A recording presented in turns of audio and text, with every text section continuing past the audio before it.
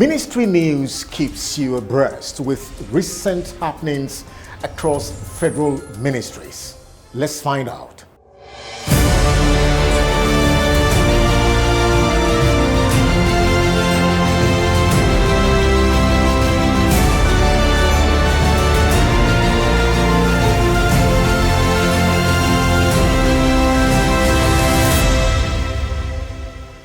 The Federal Executive Council on Wednesday approved a total of 23.52 billion naira for various projects across the Ministries of Petroleum Resources, Power and Police Affairs. The respective ministers disclosed this to State House correspondents shortly after the over 3-hour FEC meeting presided over by the Vice President Professor Yemi Osinbajo at the Council Chambers of the Presidential Villa, Abuja. The Minister of State for Petroleum Resources, Chief Timipri Silva, the Minister of Police Affairs, Mohammed Dingyadi, and the Minister of Power, Abubakar Aliyu, spoke on the approval for their various ministries. Council approved for the NNPC Limited to execute an MOU, a Memorandum of Understanding, with ECOWAS for the construction of the Nigeria-Morocco gas pipeline.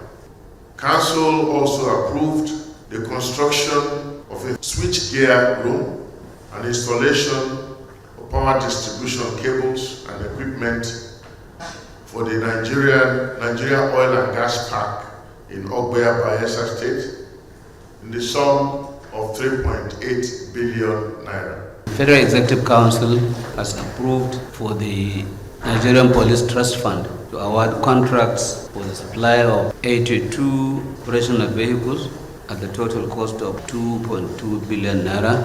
We also had approval for supply of customized police coats at the cost of 1.9 billion naira. There was also customized police boots at a cost of 576 million naira. We also had the supply of micro first aid kits at the cost of 1 billion naira, as well as customized instructional materials for the police colleges and schools. Request for approval of a contract to supply and install emergency restoration system for 330 kV and 132 kV transmission line for ongoing rehabilitation works in Lagos. The Federal Executive Council (FEC) received a report about Nigeria's 3.1% economic growth in the first quarter of 2022 at its weekly meeting on Wednesday. The Minister of Finance, Budget and National Planning, Zainab Ahmed, made the declaration at the end of the meeting presided over by Vice President Yemi Osinbajo. The minister noted, however, that the report showed contractions in some sectors of the economy. The minister, however, added that of the 46 economic activities, the bulk sector performance showed that the services sector grew strongly by 4.7%, agriculture grew by 3.61%, while industry contracted by 6.81%. According to her, there is also a significant contraction in the crude oil, petroleum and natural gas sector by 26.04%. This growth shows a gradual economic stability from the recession that we witnessed in 2020 and also shows the sixth quarter of positive growth that the Nigerian economy has presented. Even though there has been growth in some sectors, there are significant contraction in others, but the net effect is a positive growth. We're very mindful of the fact that unless we have most of the sectors growing, especially the jobs impacting sectors, that this growth that is positive will not be directly felt by the people. The federal government has given assurance that work on Section 11 of the ongoing dualization of Suleja-Mina Road and construction of the Agei-Baro Road will be completed by January and May 2023 respectively as planned. The assurance was given by the Director, Highways Construction and Rehabilitation, Federal Ministry of Works and Housing, Folorunsho Eso, during an assessment inspection of the roads. According to a statement issued by the Director, Press and Public Relations Department of the Ministry, a source disclosed that both roads are being funded by the Nigerian National Petroleum Corporation (NNPC) under the tax credit scheme introduced by the federal government. Apparently unfazed by multiple delays in the build-up schedule, the Ministry of Aviation has said that the new national carrier will fly by July 2022.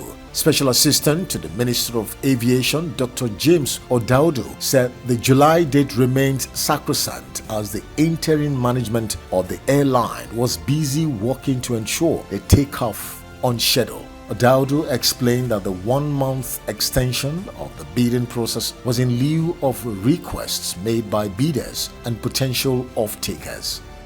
The federal government on Tuesday expressed its ongoing commitment to massively invest in irrigation subsector to make Nigeria a food and water secured country. The Minister of Water Resources, Sulaiman Adamu, made this known at the opening ceremony of a 3-day Southwest Regional Workshop on establishment, strengthening of water users associations for management of public irrigation schemes in Ibadan, Oyo State. Represented by the Permanent Secretary of the Ministry, Mrs. Esther Walsin-Jack, the Ministry said that government aimed at moving from drought-prone rain-fed agriculture to irrigated agriculture for self-sufficiency. The workshop was organized by the Federal Ministry of Water Resources in collaboration with Ogun, Osun, and Benin Owena River Basin Development Authority. The Academic Staff Union of Universities, ASU, Thursday expressed optimism about its ongoing meeting with the Professor Nimi Briggs Committee, describing the negotiation as being progressive. The ASU National President, Professor Oshodeke, who disclosed this, said the union had been negotiating with the Briggs Committee since last week over its demands. Meanwhile, the Federal Minister of Education, Adamu, has received the reports of 21 white paper drafting panels which were constituted in March 2022 for tertiary institutions across the country. While receiving the reports on behalf of the President, the Minister congratulated the chairman of the visitation panels and their wonderful team members for the great job and implored them to continue to make themselves available for service to the nation, which is the hallmark of every patriot. The federal government has converted the Federal Medical Center, Katsina, into a federal teaching hospital. This followed the approval by President Muhammadu Buhari that sealed a memorandum of understanding between the federal government and the Katsina state government on the use of the Federal Teaching Hospital, Katsina. The newly converted health facility will serve as a clinical training site for medical students of the Umaru Musa Yar'Adua University, Katsina. It could be recalled that the MOU was signed on December 8, 2022 by the Executive Governor of Katsina State, Aminu Masari, on behalf of the state government, and the Honorable Minister of Health, Dr. Osagi Ehanire, on behalf of the federal government. And finally, on Ministry News, the Minister of the Federal Capital Territory, FCT, Malam Mohammed Bello, has charged security agencies to arrest anyone who comes to solicit bail for arrested criminals. The minister, who gave the charge on Thursday during the weekly ministerial briefing organized by the Presidential Communication Team, explained this was part of efforts to keep the metropolis safe and free of crimes. It's a whole systemic issue that has to do with the entire criminal justice system. But I do really want to encourage members of the public that when situations like this arise, and then you hear that some influential people are going to the court system to influence the release of people, please shout and we'll support you. Personally, I feel that whoever goes there to even seek for bail should also be arrested.